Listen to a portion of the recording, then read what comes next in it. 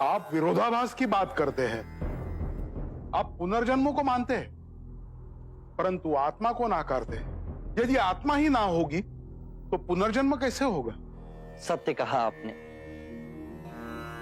किंतु इसमें कोई विरोधाभास नहीं। आत्मा के बिना पुनर्जन्म हो सकता है। कैसे? आपने आम का फल देखा है? यदि उसकी गुठली को हम धरती में गाड़ दें तो वो पुनः आम का वृक्ष बन जाती है, जिसपे कई आम आते हैं। तो ये आम का पुनर्जन्म हुआ ना? आप निराशावादी हैं। हे आर्य, आपका प्रथम सत्य यह है, सर्वम दुखम दुखम, सब दुख है, जन्म दुख है, मरण दुख है, जीवन दुखों से भरा हुआ है। यह निराशावाद नहीं है तो क्या है? सत्य कहा आपने, किंतु प्रथम आर्यक सत्य के पश्चात मैंने दूसरे आर्यक सत्य में कहा दुख का अंत है।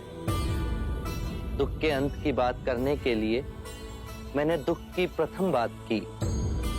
जो मार्ग दुख कैसे दूर किया जाए उसके बारे में बताता हूं। वो मार्ग निराशावादी कैसे हो सकता है?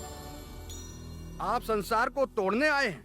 आप युवाओं को भिक्षु बनाते हैं। मैं संसार को तोड़ता नहीं, अपितु संसार के मिथ्य सुख को छोड़ जीवन के स्रोत तक चलने के लिए कहता हूं। इस पथ पर चलने के लिए बहुत शक्ति चाहिए। इस पर केवल महावीर ही चल सकते हैं। इस अथाह संसार में हाथ में भिक्षा पात्र लिए हर क्षण में स्वयं को केंद्रित करना नग्न तलवार की तेज धार पर चलने के समान।